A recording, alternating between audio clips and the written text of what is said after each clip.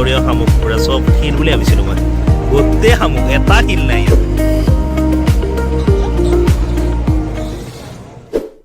এতিয়া আমি ইয়াৰ পৰা ওলালোঁ চাউথ গোৱা যাম কলফা বিচৰ ফালে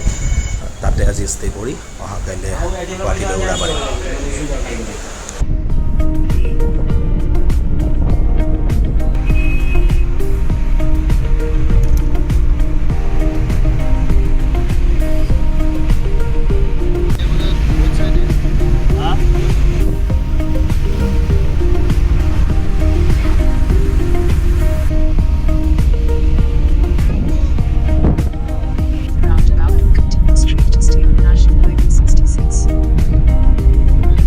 সাউথ গোৱা লা গ্ৰেছ ৰিজৰ্ট এইটো কলভা বিচৰ কাষত হয় আজি আমি অলপমান সাউথ গোৱা এক্সপ্ল'ৰ কৰিম আমি ৰিজৰ্টৰ ৰুমটো বুক কৰিলোঁ ধুনীয়া হয় আমি 4জন মানুহ যিহেতু এটা চিলড্ৰেনো আছে আমাৰ লগত 2 এপাৰ্টমেণ্ট ৰুম মানে 2 BHK এপাৰ্টমেণ্ট ৰুম আমি এইটোৰ পৰাও মই দেখাম তেনেকুৱা ধুনীয়া হয় আপোনালোক আহিলে সাউথ গোৱা আহিলে ইয়াত থাকিব পাৰিব বহুত ভাল হয় ছুইমিং পুল আছে হেল্থ ক্লাব আছে তাৰপিছত আৰু মানে কিবাকিবি আছে লগতে মানে ধুনীয়া কৰিব আৰু ইয়াৰ পৰা স্কুটি গাড়ী ইয়াৰ পৰাও আপুনি চেল্ফ ড্ৰাইভৰ কাৰণে বুক কৰি এই সাউথ গোৱাখন ঘূৰিব পাৰে আমিও ইয়াতে স্কুটি বুক কৰি ল'ম আৰু অলৰেডি আমি এতিয়া ৰুম এটা ল'লোঁ আমাক এতিয়া আহিছোঁ কাৰণে welcome drink mango' juice provide কৰিছে আমি সাউথ গোৱাখনৰ 2 বিচত যাম যেনে কলা বিচ য'ত দৃশ্যমৰ শ্বুটিং হৈছিলে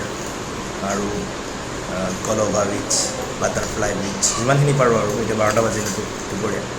কাৰণ কালিতো আমি যামেই কৰি যিমানখিনি পাৰোঁ আপোনালোক দেখাম চাই থাকক মোৰ ব্লগটো ডান্স ক্লাব ৱেলকাম সাউথ গোৱাৰ পৰা আকৌ আজি এখন বেলেগ স্কুটি লৈ ল'লোঁ নতুন হয় ধুনীয়া স্কুটি এক্টিভা 60 লৈ লৈছোঁ লৈ পেলাই আমি এতিয়া ওলাই আহিছোঁ প্ৰথম বিগ ফুড মিউজিয়ামলৈ সাউথ গোৱা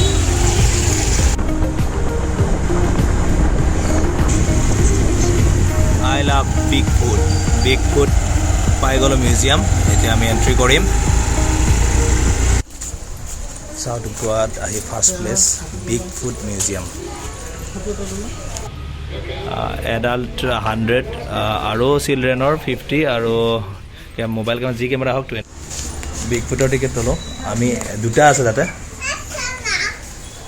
মই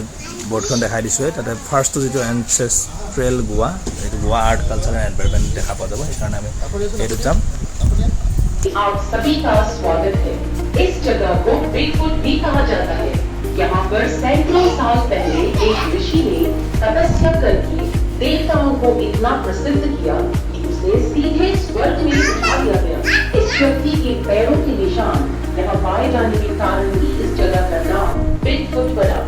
2 दशक पहले जो गोवा का चित्र था उसे एंसेस्ट्रल गोवा में आपके लिए दर्शाया गया है आपके पीछे मुख्य प्रवेश द्वार के ऊपर जो कपड़ा है वो पंखे के रूप में इस्तेमाल होता था खंबे पे बंधा हुआ यह काला कपड़ा एक रस्सी से खींचकर हिलाया जाता था हवा में हलचल होने से शीतल वातावरण बनता था सामने आपको एक पालकी दिखाई देगी जो जमींदारों के परिवहन का साधन था मालिक और मालकिन पालकी में बैठते और 4 समर्थ शरीर वाले कुम्हार पालकी को अपने कंधों या सिर पर उठाकर चलते थे सबसे मन भावन है अच्छी आपकी दाहिनी तरफ थोड़ा आगे 2 मछुआरे जाल लेकर समुद्र की ओर जा रहे हैं उनके कपड़ों से स्पष्ट पता चलता है कि ये पिंटू है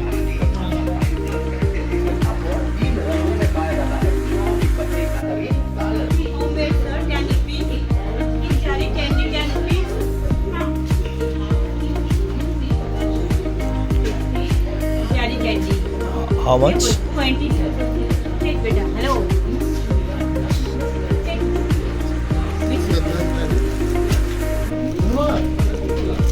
Okay. You want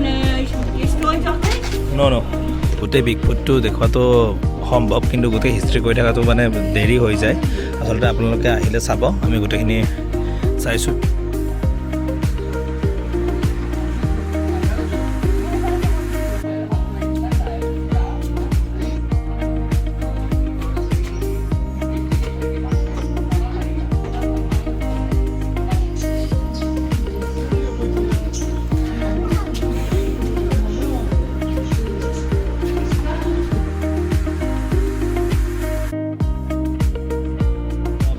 পৰশুৰামৰ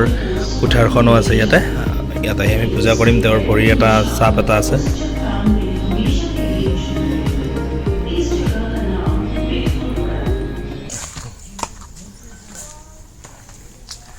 ধুনীয়া হয় এতিয়া এটা গুহা আছে গুহাটোৰ ভিতৰত সোমাম সৰু গুহা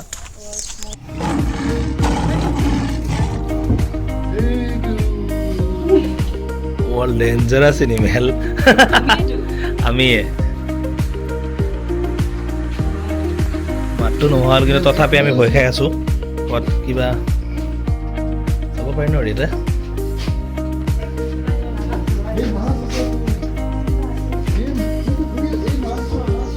এইখিনি কি বৰষুণ হৈ আছে এক্সিট ফুড মিউজিয়ামৰ পৰা ওলাই এতিয়া আমি আগবাঢ়িম এটা বিচলৈকে ককাম মজা পুৰা গাঁও ফিল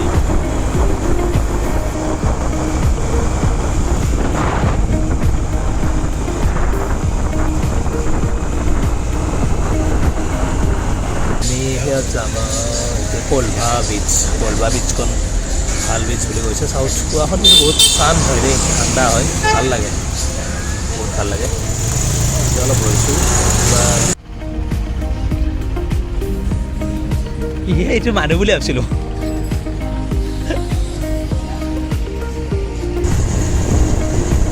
কলভা বীচ পাই গ'লোঁ দেখাই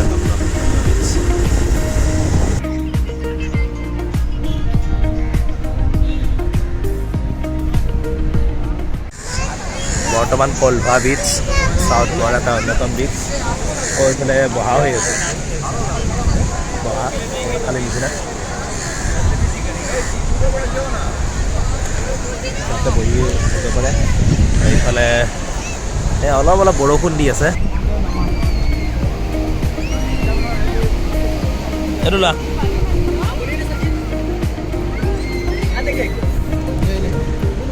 চবচে এনজয় হয় বিচত ফাৰ্ষ্ট কথা কাৰণ বিচত থকা টাইমখিনিৰ মাজত আপুনি ক'ত কেনেকৈ টাইমখিনি গ'ল গমেই নাপায় আমি যেনেকৈ দেখালোঁ তেতিয়াকৈ কেণ্ডলিম বীচ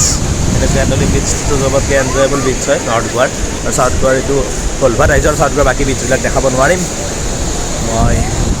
মানে কি বৰষুণৰ কাৰণে লগতে টাইমো কমি আহিলে যিহেতু 3টা দিনৰ কাৰণে আহিছিলোঁ 3টা দিন আজি লাষ্ট ডে আকৌ ৰিজৰ্ট গৈ কালি আৰু ৰিজৰ্টতে অলপ এনজয় কৰিম চুইমিং পুল চুইমিং কৰিম কৰি গুচি যাম আৰু এইবিলাক পূৰা শামুক সাগৰীয় শামুক পূৰা চব শিল বুলি ভাবিছিলোঁ মই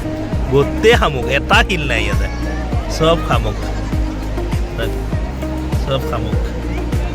সাগৰৰ মাজত আহিছোঁ অলপ চাব আহিছোঁ এনেকৈ খোজকাঢ়িয়ে মোবাইলটো লৈ আজি অলপ বতৰটো ঠাণ্ডা হৈ গ'ল সেইকাৰণে মানে ডাইৰেক্ট গোটেই গাটো থাকিব মন নাই দেখাটো হৈ যায় যোৱাকালি নিচিনা এনজয়টো আজিও চাই থাকক আপোনালোকে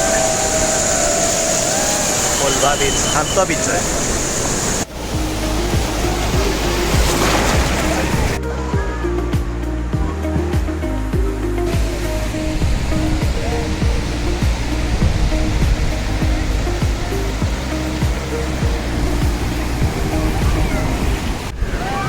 গোৱাৰ বিচৰ ফালৰ পৰা বাই বাই এই দেখালোঁ আৰু নেক্সট কেতিয়াবা আহিলে গোৱাৰ বিচ যিকেইটা ৰৈ গ'ল দেখুৱাম আৰু আগতে যিহেতু দুবাৰ আহি গৈছিলোঁ মই গোৱা মোৰ কিন্তু ভিডিঅ' কৰিছিলোঁ যদিও মানে মই ব্লগ বনোৱা নাছিলোঁ যিহেতু মোৰ ব্লগ মই আগতে বহুত জেগাত ঘূৰিলোঁ কিন্তু ব্লগটো মই ষ্টাৰ্ট দিব জাষ্ট 27 জুলাইৰ পৰা ফাৰ্ষ্ট আপলোড হৈছিলে 2022 চাই থাকিব মোৰ আৰু বেলেগ পাই থাকিব কিন্তু বিচৰ পৰা বাই বাই এটা ৰিজৰ্ট যাম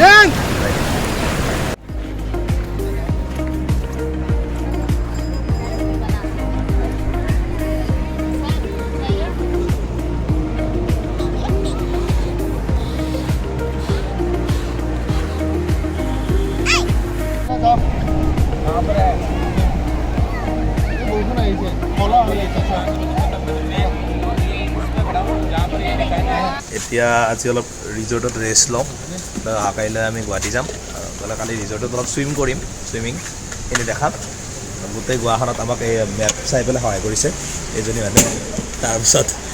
এইটো আমাৰ এখন স্কুটিৰ ড্ৰাইভাৰ আৰু মই এখন স্কুটিৰ ড্ৰাইভাৰ বাই আমি অলপ মাছ বিচাৰি আছোঁ তাত মানে ইণ্ডাকশ্যন ফ্ৰীকৈ প্ৰভাইড কৰে ৰিজৰ্টখনত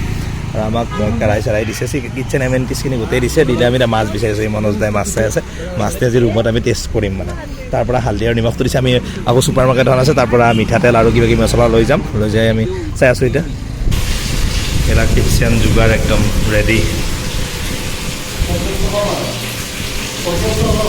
50 টকাৰ মাছ ইমান মেক্ৰেল বাংৰা